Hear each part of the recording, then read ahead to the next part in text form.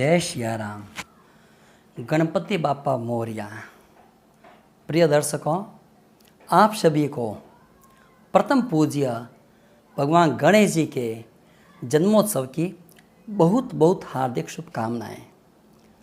भगवान गणेश सभी प्रकार के विघ्नों को दूर करके हमारे जीवन में मंगल और धन संपदा सहित रिद्धि सिद्धि सहित विद्या विवेक और बुद्धि के प्रदाता हैं।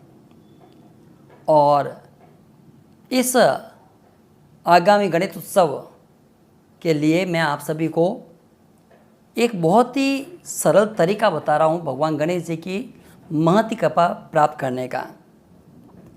भगवान गणेश जो है वो बुध ग्रह के स्वामी माने जाते हैं और बुध ग्रह जो है वो विवेक के कारक होते हैं, ज्ञान के नहीं।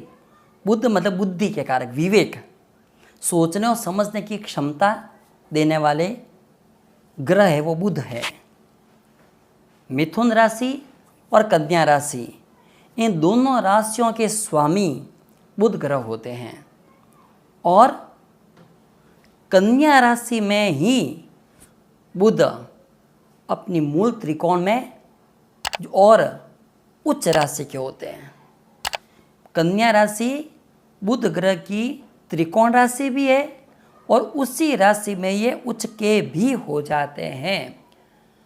तो जो जातक मिथुन या कन्या राशि के हैं उनके लिए और अन्य सभी के लिए, चाहे आपके कुंडली का लग्न कोई भी हो, आपकी राशि कोई भी हो, बुध की स्थिति आपकी कुंडली में कुछ भी हो, कैसी भी हो, लेकिन बुद्धि और विवेक की आवश्यकता सभी मनुष्यों को पड़ती है। और विशेष रूप से जो विद्यार्थी वर्ग में है, जो शिक्षा अर्जन कर रहे हैं, जो किसी ऐसे पद पर स्थित है जहाँ पर बुद्धि और विवेक का अत्यधिक प्रयोग होता हो, उन सभी जातकों के लिए, मैं कहूँगा उन सभी नहीं, हम सभी के लिए भगवान गणेश जी की महती कृपा प्राप्त होना अति आवश्यक है। तो गणेश चतुर्थी से लेकर के अनंत चतुर्दशी तक ये जो 11 दिन का हमें शुभ अवसर मिलता है भगवान गणेश जी के पूजा का, अर्चन का, उन्हें रिझाना का, उनकी कृपा प्राप्त करने का, उसमें हमें बिल्कुल भी कोई चूक नहीं करनी है। वैसे तो भगवान हमेशा भाव के भूखे होते हैं। हमारी भक्ति, हमारी उनके प्रति भावना और श्रद्धा से ही कार्य की सफलता हो जाती है। लेकिन फिर भी भगवान गणेश जी की पूजा में दूर्वा का बहुत बड़ा महत्व है। दूर्वा गणेश जी को नित्य चढ़ानी चाहिए और नित्य संभव न हो तो कम से कम इन जो 10-11 दिन का जो समय हमें मिला है गणेश चतुर्थी से अनंत चतुर्दशी तक का, उसमें तो भगवान गणेश जी के चरणों में, उनके चरणों में नित्य प्रतिदिन दूर्वा हमें इस स्थिति में चढ़ानी चाहिए। ये जो बीच की 2 अंगुलियां हैं उन्हें और अंगूठे को ऐसे रखें जैसे किसी बच्चे को हम कौर देते हैं, ग्रास देते हैं, उस टाइप से। ये कनिष्ठिका और तर्जनी, इसका हमें प्रयोग उस दूर्वा को चढ़ाने में नहीं करना चाहिए।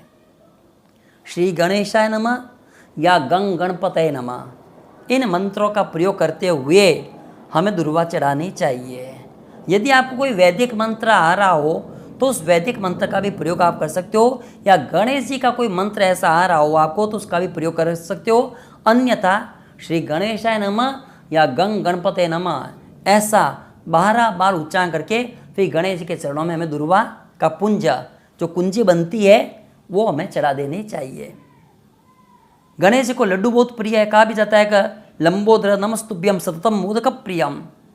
तो गणेश जी को मोदक या लड्डू अवश्य चढ़ाने चाहिए, क्योंकि मोदक जो शब्द बना है वो बनता है मोद शब्द से। मूल शब्द इसमें मुद धातु है और मोद शब्द से बना है मोदक। और मोद कहते हैं प्रसन्नता, खुशियाँ। तो मोदक जब हम भगवान गणेश जी को समर्पित करते हैं बड़ी प्रसन्नता से, तो हमारे घर में भी खुशियाँ ही आते हैं, हमारा भी मन प्रसन्नचित्त रहता है। और गणेश जी सिंदूर वदन है, अच्छा मुख है, तो गणेश जी को सिंदूर भी अति प्रिय है। तो सिंदूर का प्रयोग उनके तिलक लगाने में, दुर्वा उनके चरणों में चढ़ाने में, और मोदक उनके प्रसाद या नैवेद्य के रूप में हमें समर्पित करना चाहिए। जिन जातकों की कुंडली में राहु की महादशा, अंतर्दशा या गोचर दशा चल रही है, और जो राहु की इस दशा अंतर्दशा से पीड़ित है, कुंडली में राहु यदि पीड़ित है, राहु जनित जो रोगों से या राहु जनित जो कष्टों को झेल रहे हैं, उनके लिए भी गणपति पूजन विशेष फलदायक है। क्यों? राहु ग्रह की शांति या समन के लिए भगवान गणेश जी की ही पूजा की जाती है। तो एक बार पुनः आप सभी दर्शकों को मेरी तरफ से गणेश चतुर्थी की बहुत बहुत हार्दिक शुभकामनाएं। आपके लिए भगवान गणेश सभी प्रकार के कल्याणकारक सिद्ध हो, आपकी सभी बाधाएं विघ्न दूर हो, और आपके घर में, परिवार में, कुटुंब में हर प्रकार की सुख शांति और समृद्धि बनी रहे। जय श्री राम।